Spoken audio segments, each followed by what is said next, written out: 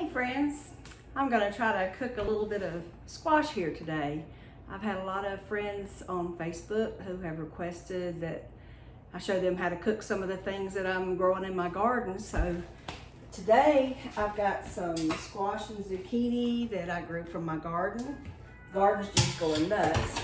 And some Vidalia onion. And I'm gonna cook it in some bacon grease. So the first thing I'm gonna do is get this onion peeled and chopped. I've got me a little bowl over here in the sink to catch all of my little waste pieces here. So I started growing this garden technically in my kitchen back in February. I've been experimenting with my garden for a couple of years and discovered I might have a little bit of a green thumb. So back in February, when it was still cold here and snowing across parts of the United States, not quite here, but it was pretty cold. I was getting the spring fever and wanting to grow some stuff. So I went through all my seeds that I had on hand, and I bought a few extra seeds. And I had some squash seeds and zucchini seeds that I had saved from last year. And I do this little experiment with them that's where you take a paper towel and put a few seeds on it, put it in a Ziploc bag, and then damp it with a little water, and then kind of press out the air. And then put it in a cool, dark place, like right on top of your refrigerator. Well, some of my seeds did okay, but some of them didn't. Some of them didn't make it. But for some reason, my squash and zucchini and my cabbage and cauliflower did really, really well. And I've never tried to grow cabbage and cauliflower. Anyway, I have got a garden full of all of those things. So this is my first video, so it's not professional, but I'm going to do my best to share with you some of the things that I do with my cooking, canning, gardening, any other little things like that might teach you just some of the basic ways to cook simple foods. So, okay, it's pretty much chopped about as well as I want it to be. And I'm going to turn this on high, and I actually have got some bacon grease in there that I save all my bacon grease and put it in the freezer in little ramekins, and whenever I need bacon grease I just take it and cut out however much I need and put the rest back. So that's probably about a half a cup of bacon grease, maybe a quarter to a half a cup. So I'm going to put my onions over here. There's nothing like the smell of onions cooking. Now you can do this. You can do this with bacon grease, olive oil, butter. It's really good with butter. But I'm doing it the old-fashioned Southern way with some bacon grease.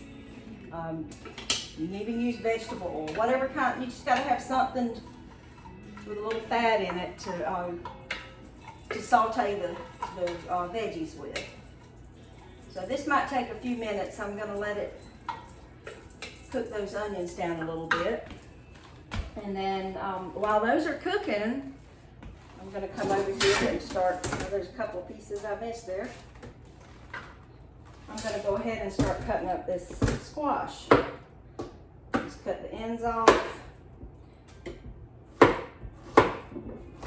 Lost one.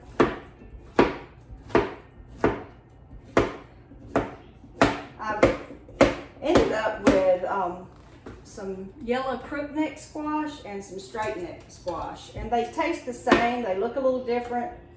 These are kind of bumpy on the edges, and the ends of it are narrow.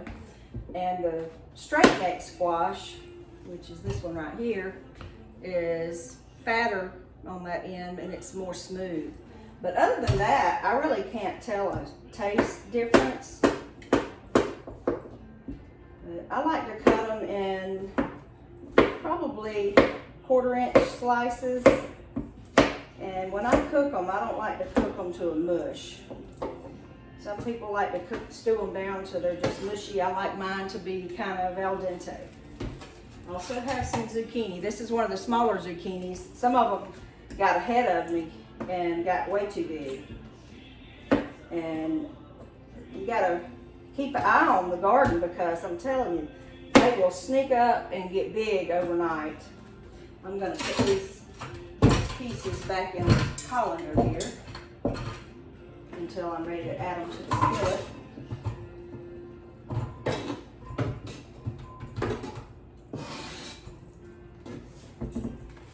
And that way I can add this to it. You don't have to put zucchini in it. Some people don't care for zucchini. I love it. I will be making lots of zucchini bread. You can even take zucchini and run it through a spiral slicer and make noodles with it. You know, like if you're doing a low carb diet, it's a lot less carbohydrates than if you're using real noodles. So I have one of those gadgets, I just haven't used it yet. So that'll be happening before too much longer. So I'm gonna add those to my colander here. And I won't put you through the torture of watching me slice everything, so I'll come back when I get everything ready to go in the skillet. So it's been about 10 minutes and my onions are starting to look really good. They're transparent, smells like heaven with that bacon grease and onions. So I think it's time to add the squash to it. Now I've got, that's probably about 2 quarts of squash and zucchini. And I'm gonna let those saute a little bit.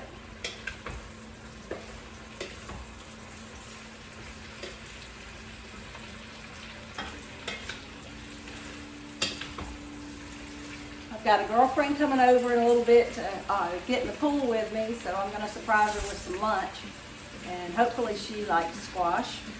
If not, I'll have plenty of leftovers this week. I love me some leftovers because that means I don't have to cook during the week.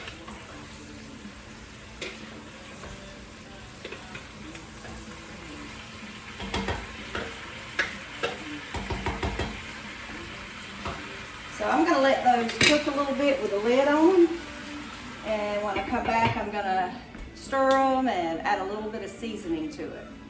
So I'll be back in just a minute. Okay, I've been letting this saute for a little bit. Everything's still pretty firm at this point. You don't have to add any water to this because there's so much water in squash that the water renders out of it and makes the squash really soft. I don't want to let too much of it render out because I still like mine to have a little bite to them, a little crunchiness to them. But it smells so good and they look delicious. But I'm going to go ahead at this point. I'm going to add some salt,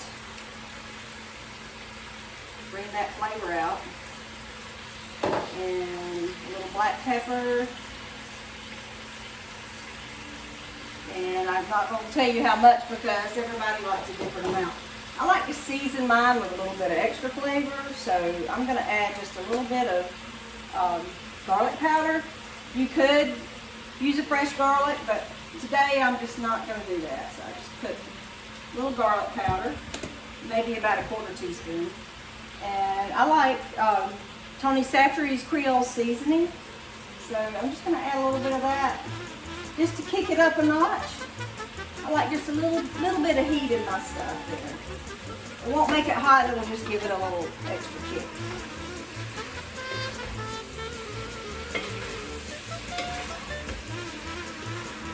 I wish my tomatoes and peppers were ready, and cucumbers. I've got all of those out there growing, but this would be a perfect all vegetable meal if I had some cucumbers and tomatoes to go with it. But this will be pretty much my lunch today.